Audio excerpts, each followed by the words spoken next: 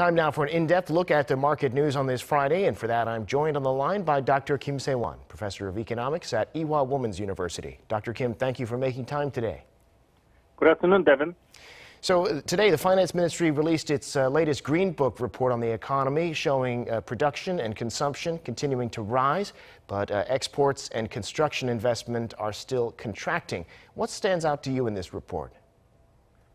Well, today's Green Book gave a broadly speaking negative picture on Korean economy.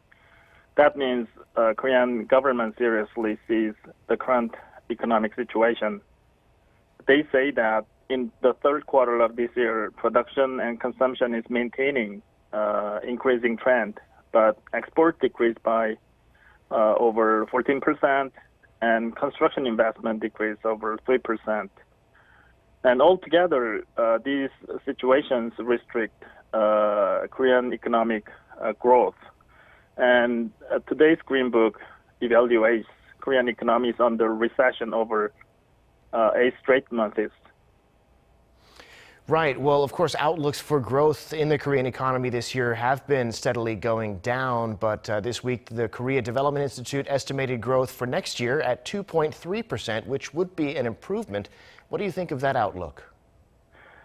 KDI, the major economic think tank of government, expects this year's economic growth will be 2%. However, they expect next year's economic growth will be slightly higher at 2.3% due to improvements in domestic demand and export. Basically, they see that the domestic demand and export situation of next year couldn't be worse than this year. And they also support government's expansionary fiscal policy, but gave warning on increasing government debt in the near future.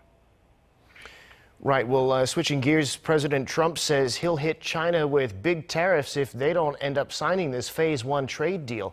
How do you see that playing out? It looks that U.S.-China trade deal is closed, but Mr. Trump is not ready to sign off soon. Negotiators of the two countries have been working to come up with a written Phase 1 trade deal, but they got stuck over specifying China's agricultural imports items and quantity from the United States. That made Mr. Trump government a little bit stressed. Right. Well, despite the uncertainty there that you reference with China trade, global stocks did move higher this week. Korean stocks, too, were less affected than one might have expected. The question everybody's asking is, how long can this go on? Sluggish U.S.-China trade negotiation would be one of the largest burdens of global economy today. So the possibility of Phase 1 deal is a good news to global equity market. But at the same time, Mr. Trump's denial on it gave negative impact on the market.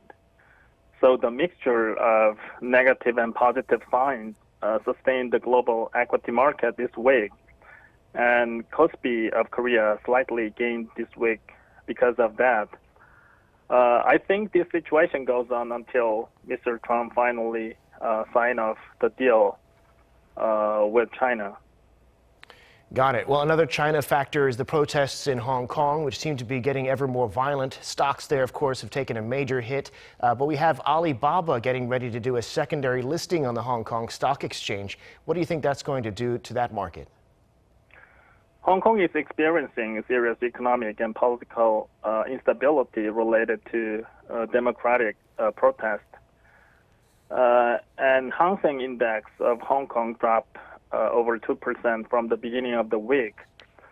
But actually, Hong Kong's financial market works normally with all these chaotic situations. Hong Kong's financial market, particularly stock market exchange, is extremely important to Chinese economy because more than 1,000 Chinese huge and public corporations are enlisted in Hong Kong's stock market. Alibaba is already enlisted in New York Stock Exchange, but they will do another IPOs in Hong Kong's equity market, and sooner or later, and that, of course, will give a positive impact on Hong Kong's equity market.